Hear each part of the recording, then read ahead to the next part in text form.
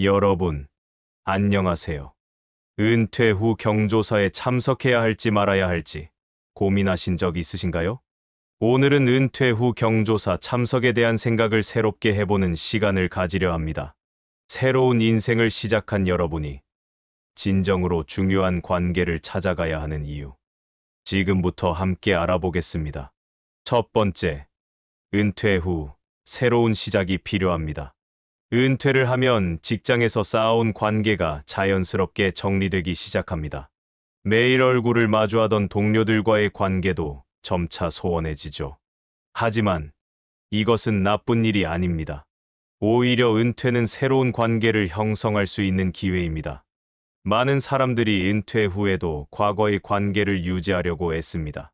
하지만 그 결과는 대부분 실망스럽습니다. 관계는 자연스럽게 변하는 것이고, 특히 직장에서 형성된 관계는 직장이란 공동의 목적이 사라지면 지속되기 어렵습니다. 김 씨는 은퇴 후에도 동료들과의 인연을 계속 이어가려 했습니다. 처음에는 퇴직 후 시간을 자유롭게 쓰는 즐거움에 취해 자주 동료들을 만나러 다녔죠. 하지만 시간이 지날수록 만남은 어색해졌고, 대화는 점점 어긋났습니다. 결국 김 씨는 깨달았습니다. 이 관계들은 내가 직장에 있을 때나 의미 있었구나.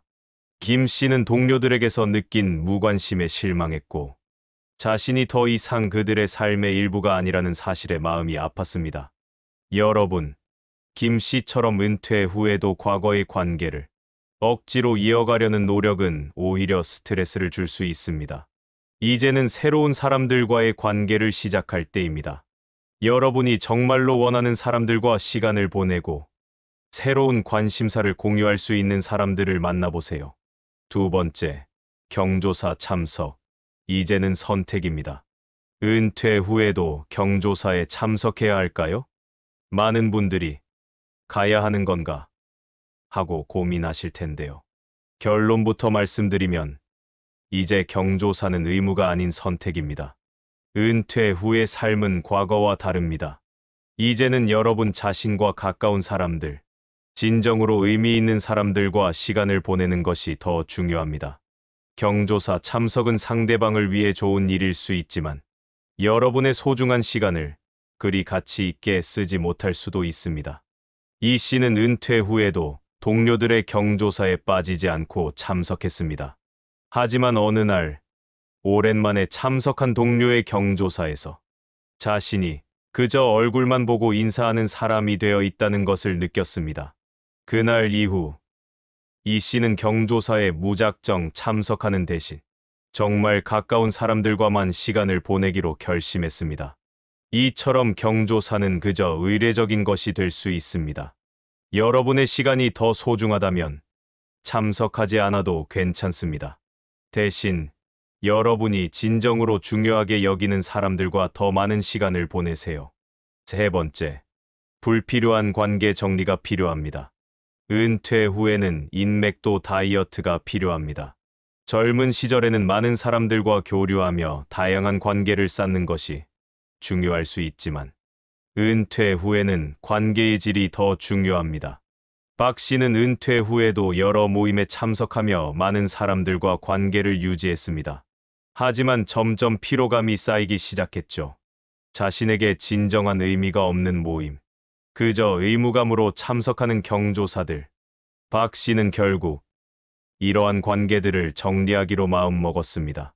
그 결과 박 씨는 오히려 마음이 더 편안해지고 진정으로 소중한 사람들과의 관계에 집중할 수 있게 되었습니다.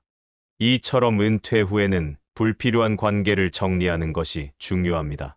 이것은 인간관계를 끊는 것이 아니라 여러분의 삶을 더 의미 있게 만드는 선택입니다. 네 번째, 새로운 관계를 형성하는 방법. 그렇다면 은퇴 후 새로운 관계를 어떻게 형성할 수 있을까요? 중요한 것은 여러분의 관심사와 가치관을 공유할 수 있는 사람들을 찾는 것입니다. 지역 커뮤니티나 동호회에 참여해 보세요.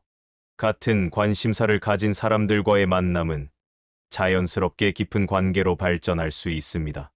또한 자원봉사 활동이나 지역 행사를 통해 새로운 사람들과의 만남을 가져보는 것도 좋은 방법입니다. 정 씨는 은퇴 후 지역 도서관에서 운영하는 독서 모임에 참여했습니다.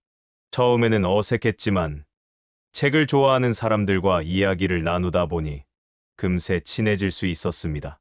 이 모임을 통해 정 씨는 새로운 친구를 많이 사귀었고 매주 모임을 기다리는 즐거움도 생겼습니다.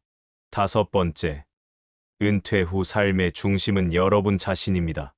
마지막으로, 은퇴 후 삶의 중심은 바로 여러분 자신이라는 것을 잊지 마세요.